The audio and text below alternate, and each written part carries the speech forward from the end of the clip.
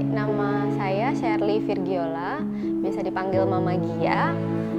Saya wanita karir dengan 2 anak. Anak saya yang pertama usianya 5 tahun dan yang kedua usianya 1,5 tahun. Saat ini sih saya masih aktif menyusui anak saya. Halo, nama saya Daniar Akhri. Saat ini saya bekerja sebagai news anchor di CNN Indonesia. Sudah memiliki anak dan masih menyusui. Satu perubahan yang aku alami adalah perubahan dari segi fisik dan perubahan dari mental. Perubahan fisik itu apa aja, kayak kita tuh berat badan pasti lebih naik, terus kemudian bentuk payudara berubah, terus payudara kita juga jadi lecet. Terus yang kedua perubahan mental, itu kita jadi lebih sensitif, lebih labil, gampang menangis, gampang marah. Ritme buat berkegiatan sih ya yang pasti berubah total, utamanya jam tidur. Meskipun anak saya jam tidurnya sudah panjang, tapi kalau misalnya dia mau bangun tengah malam, dia mau nyusu, saya otomatis harus bangun dong ya untuk menyusui dia. Tapi begitu alarm udah bunyi nih, baru saya ketiduran, alarm udah bunyi, saya harus pumping sekitar jam 3. Selesai pumping, saya harus siap-siap berangkat kerja karena kebetulan saya shift pagi. Kendala terbesar yang aku alami ya pasti kalau baru pertama kali menyusui yaitu ASI kita tidak keluar pada saat pertama-tama. Yang kedua, ASI kita kurang. Yang utama ASI saya tidak begitu stabil produksinya ya. Padahal kan saya bekerja, jadi saya harus punya stok ASI yang cukup supaya anak saya selama saya tinggalkan ke kantor masih bisa menyusui dengan ASI itu. Dan badan saya sih cepat terasa pegal ataupun lelah ya.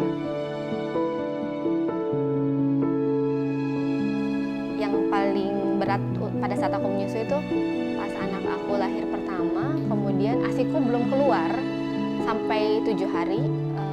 Kemudian ternyata anakku tuh jadi kuning karena dia ASI yang harusnya dia minum lebih banyak itu lebih sedikit gitu. Jadi saya pernah mengalami yang namanya postpartum syndrome dan itu baru saya sadari belakangan ini ya.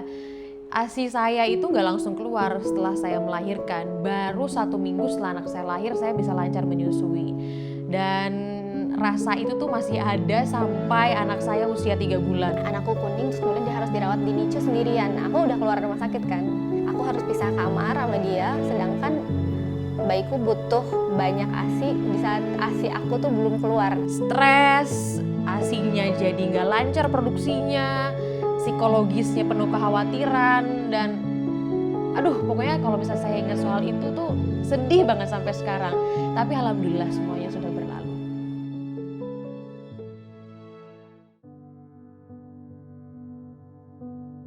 Support system menurut aku sih penting banget ya, karena pada saat awal aku menyusui produksi ASI aku tuh sedikit.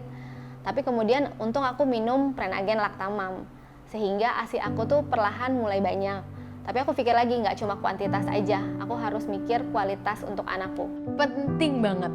Tanpa support dari orang sekitar saya pasti nggak akan bisa melewati hal yang tadi saya ceritakan tadi ya. Kebayang dong ya, saya tuh sebetulnya disupport 100% oleh semua orang di sekitar saya. Tapi saya masih mengalami sindrom itu, apalagi kalau nggak disupport, pasti psikologi saya lelah banget. Ditambah lagi kan saya juga lelah fisik ya, harus membagi tugas antara pekerjaan rumah tangga sama pekerjaan di kantor. Supporter terbaik aku sih suami sama ibuku sih. Pertama suami saya, kedua mama, dan ketiga mama mertua saya. Kalau suamiku tuh dia suka kasih jokes-jokes receh, kalau ibuku tuh selalu masak-masakin aku yang enak-enak supaya aku happy terus. Dan yang paling penting, suamiku tuh selalu bikinin susu Prenagen Lactamam. Selain rasanya enak, dia mengandung DHA untuk perkembangan otak anak aku. Mereka sangat menyemangati saya nih untuk bisa memberikan ASI secara eksklusif. Meskipun banyak kendala, saya pun masih bisa menyusui anak saya meskipun sudah lewat eksklusifnya itu ya. Dan selain secara psikologis, suami saya rajin sekali untuk membuatkan susu Prenagen Lactamam itu. Awalnya saya mencari susu yang tinggi kalsium ya, karena badan saya cepat terasa pegal, lelah, remuk, dan saya yakin itu berpengaruh ke tulang saya. Akhirnya saya memutuskan untuk rutin minum susu Prenagen Lactamam karena tinggi kalsium, bagus untuk investasi tubuh dan tulang saya di hari tua nanti, sekaligus bisa memberikan nutrisi yang terbaik untuk anak saya lewat ASI itu. Sebetulnya banyak sih yang mau aku ucapin. Tapi terima kasih aja tuh nggak cukup buat mereka, karena kalau nggak ada mereka nggak mungkin aku bisa jadi ibu yang seperti sekarang. Yang paling pasti terima kasih ya untuk segala pengertian dan juga kesabarannya. Saya pun kadang kurang bersyukur gitu.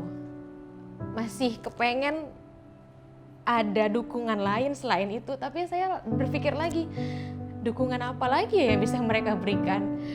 Apalagi untuk suami saya yang selalu mengerti, memberikan saya waktu untuk boleh bekerja, mengurus anak, dan memberikan saya waktu juga untuk pumping ASI gitu. Meskipun dia juga sibuk dengan pekerjaan kantornya. Selalu memberikan saya makanan minuman enak supaya ASI saya lancar dari awal sampai sekarang. Termasuk juga rajin membuatkan saya susu. Terima kasih banyak udah membantu aku, memberi aku semangat menjadi ibu yang lebih hebat lagi. Suami saya yang selalu menyemangati saya dan selalu bilang bahwa semua akan baik-baik saja selama saya yakin saya bisa.